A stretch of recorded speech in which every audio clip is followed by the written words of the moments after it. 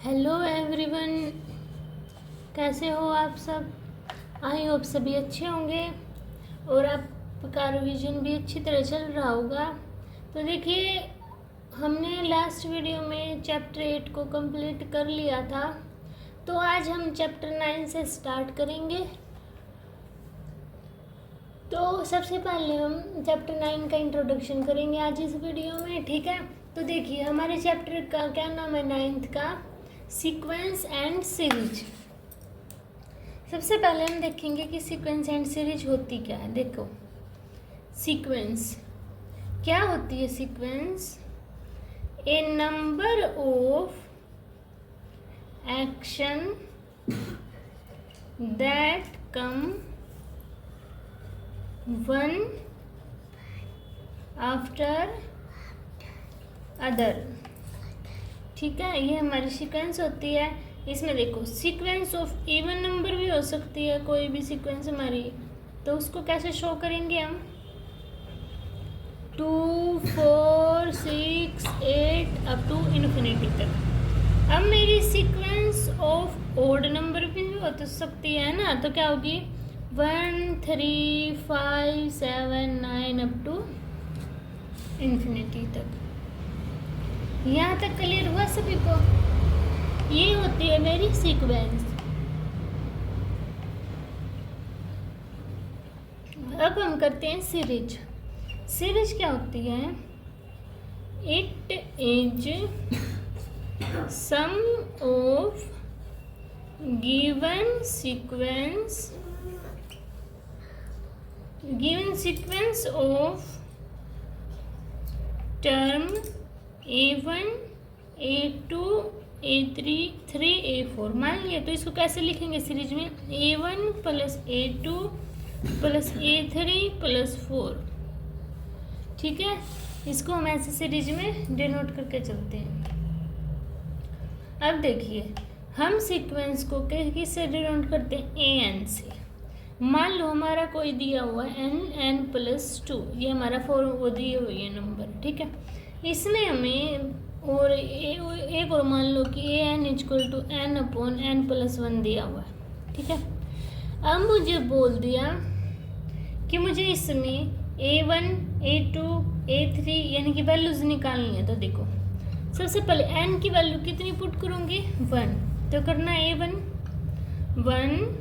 1 plus 2, तो A1 की value कितनी आई 3, N की वैल्यू 2 पुट करना, A2 तो 2 प्लस 2 तो कितना आया 8, N की वैल्यू 3 पुट करना, तो A3 इक्वल टू 3 प्लस 2 तो कितना आया 15। तो हमारी सीक्वेंस क्या बनी मेरी 3 8 15, आगे भी जाती जाएगी जितनी हम वैल्यू पुट करते जाएंगे, बनती जाएगी ना। तो ये बनी मेरी ये क्या दी हुई थी उन्होंने, जनरल टर्म बोलते हैं इसको, ये दी हुई थी। इससे मैंने क्या निकाल ली है, हमारी सीक्वेंस ऑफ नंबर निकाल लिए, ठीक है। अब अगर हमें nth वैल्यू निकाल लिया तो n की वैल्यू n पुट कर लेंगे तो मेरी nth टर्म निकल जाएगी, ठीक है। यहाँ तक क्लियर हुआ सभी को। अब देखते हैं हम आगे। अब देखिए, अब हमारा आता है AP अर्थमेटिक प्रोग्रेशन। तो ये क्या होता है, a sequence is said to be in AP if the common difference between each term is same, यानी कि जो कॉमन डिफरेंस होगा वो क्या होगा, सेम होगा। एग्जाम्पल से करके देखें। मान लो मेरे पास दी हुई है कोई भी सीक्वेंस, ये दी हुई है, ठीक है। अब हम कॉमन डिफरेंस को किससे डिनोट करते हैं, D से। तो देखो, मैंने D1 निकालना है, तो क्या करते हैं हम D1 निकालने के लिए इसमें से A2 माइनस A1 करना, 4 माइनस 2 इक्वल टू 2। D2 निकालना, 6 माइनस 4 इक्वल टू 2। D3 निकालना 8 - 6 = 2। सेम आया है ना मेरा कंडीशन में, ठीक है। अब देखिए, अगर मुझे दे दे कि मुझे nth टर्म निकालनी है तो उसकी जनरल टर्म क्या होगी, an = a + n - 1 × d। ये मेरी जनरल टर्म होती है nth टर्म की, ठीक है। अब देखते हैं कि इसमें क्या क्या होते हैं। तो देखो, ए होता है मेरे पास फर्स्ट टर्म, क्या होती है, फर्स्ट टर्म।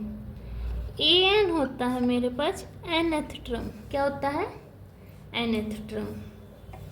एन होता है मेरे पास नंबर ऑफ टर्म, क्या, एन क्या होता है, नंबर ऑफ टर्म। डी होता है मेरे पास कॉमन डिफरेंस, और क्या रह गया इसमें, एन होगा, सभी हो गए ना। अब देखो, अगर मुझसे पूछ ले कि मुझे 10 की वैल्यू निकालनी है तो n की वैल्यू कितनी होगी, 10। a की वैल्यू 25, इनकी n की 25 निकाला तो n की वैल्यू कितनी होगी, 25। तो ये क्या होगी, nth टर्म। n क्या है, नंबर ऑफ टर्म, n की कितने नंबर ऑफ टर्म मुझे निकालनी है, ठीक है। समझ आए यहाँ तक। अब देखो, अब मुझे दे दे कि मुझे सम ऑफ AP निकालना, क्या निकालना है मुझे, सम ऑफ AP। तो सम ऑफ AP का हमारा क्या फॉर्मूला होता है, SN से इसको डिनोट करते हैं, = n/2 2a + n - 1 × d। n हमारा वही नंबर ऑफ टर्म्स होता है, SN सम ऑफ AP होता है ना। इसको देखो, तो SN = n/2, और देखो, तो देखिए एक हमारा क्या होता है सम निकालने का, SN = n/2 a + l। इसको भी आप जानते हैं, नंबर ऑफ टर्म, ये फर्स्ट टर्म, l यहाँ पे अलग आया तो l क्या होता है मेरा, लास्ट टर्म, क्या होता है, लास्ट टर्म। अब कोई एग्जाम्पल है, 2 4 6 8 अप टू 20 तक दिया है, ठीक है। तो ये एग्जाम्पल आप सोल्व करना। a की वैल्यू कितनी है, 2, a की वैल्यू 2, d की वैल्यू 2, 20, यानी कि लास्ट टर्म कितनी है, 20। तो इस फॉर्मूले में आप पुट करके इसको सोल्व करना है, ठीक है। अब देखो, अब इसके बाद आता है मेरा अर्थमेटिक मीन्स, यानी कि अर्थमेटिक मीन होता क्या है, अर्थमेटिक मीन।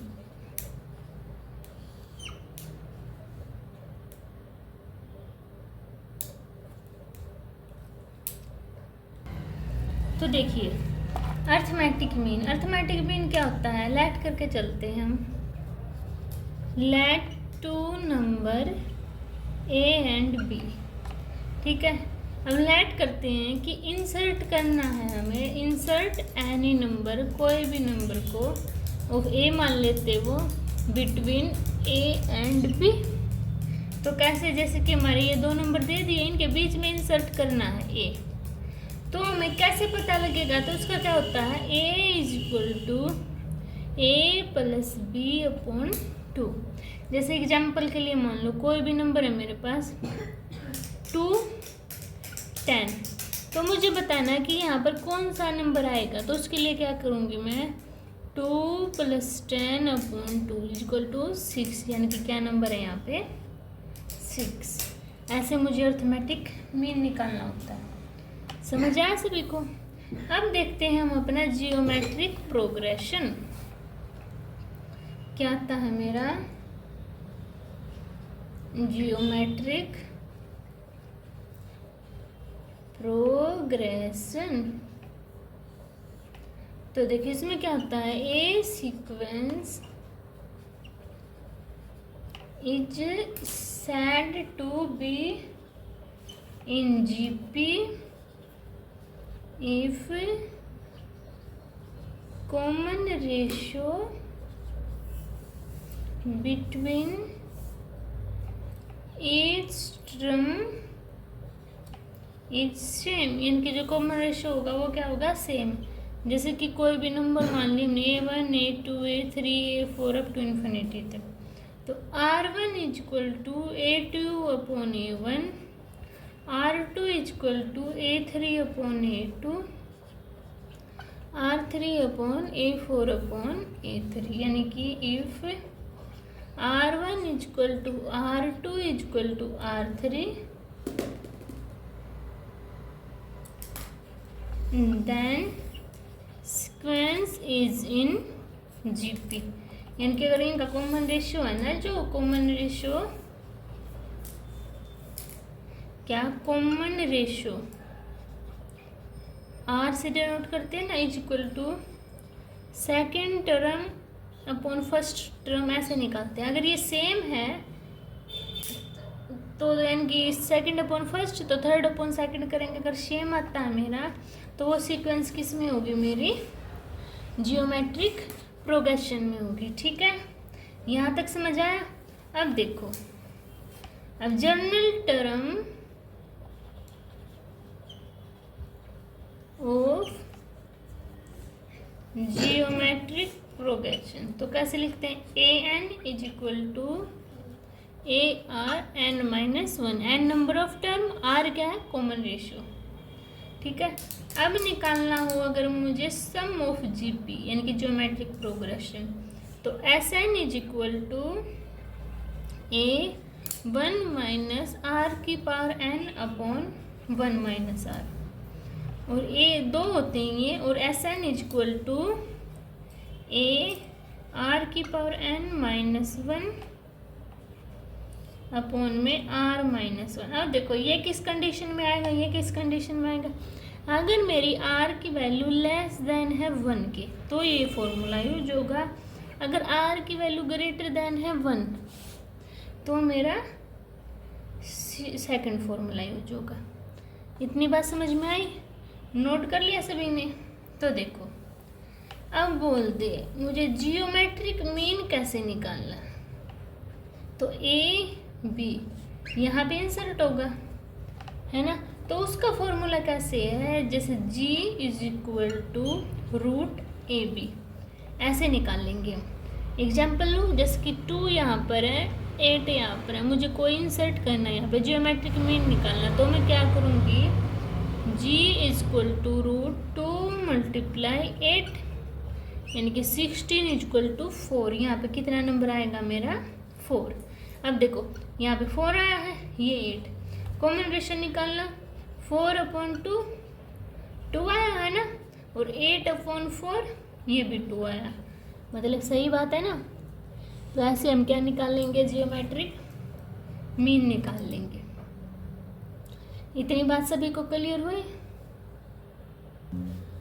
अब देखो, अब हमारा आता है relation between arithmetic mean and geometric mean. तो देखो, अर्थमेटिक मीन मेरे पास क्या होता है, a प्लस बी अपॉन 2, और जियोमेट्रिक मीन क्या होता है मेरे पास, रूट ए बी। ये होता है ना, रिलेशन निकालने के लिए क्या करूँगी मैं, a माइनस जी कर दूँ। तो देखो, a plus B upon 2 minus root A B, यहाँ पे 1 एल्शियम लेना, तो 2a plus B minus 2 root A B, तो ये रिलेशन होगा। समझा। और एक इम्पोर्टेंट बात हो रहा है जो आपको ध्यान देनी है, जो मेरा अर्थमेटिक मीन होता है ना, वो ग्रेटर देन इक्वल टू होता है जियोमेट्रिक मीन के। ठीक है, समझ आया सभी को। अब कुछ और फॉर्मूले हैं वो और देख लेते हैं बस लास्ट में। देखो, सम ऑफ सम सीरीज, तो देखो 1 प्लस 2 प्लस 3 ऐसे दिया अप टू n नंबर तक, तो हमारा फॉर्मूला यूज होता है n प्लस 1 अपॉन 2। अगर स्केयर की फॉर्म में दे दिया प्लस n स्केयर, तो यूज होगा हमारा n plus 1 2n plus 1 upon 6। अगर क्यूब की फॉर्म में दिया, पावर में क्यूब तो n की cube is equal to n square n plus 1 का स्केयर अपॉन 2। इसको और कैसे डिनोट कर सकते हैं हम, n प्लस 1 अपॉन 2 का पूरे का स्केयर। ठीक है, तो हम इसको ऐसे डिनोट करेंगे। ये आपके लिए बहुत इंपॉर्टेंट है, इनको आप याद रखना। तो ये था हमारा इंट्रोडक्शन। अगर आपको इसमें कोई भी डाउट होता है तो आप कमेंट सेक्शन में बता देना, मैं आपके डाउट क्लियर कर दूंगी, क्योंकि ये क्लियर होगा, इससे आपके जो क्वेश्चन है बहुत ईजिली तरह हो जाएंगे। ठीक है, मिलते हैं नेक्स्ट वीडियो में, तब तक के लिए बाय बाय।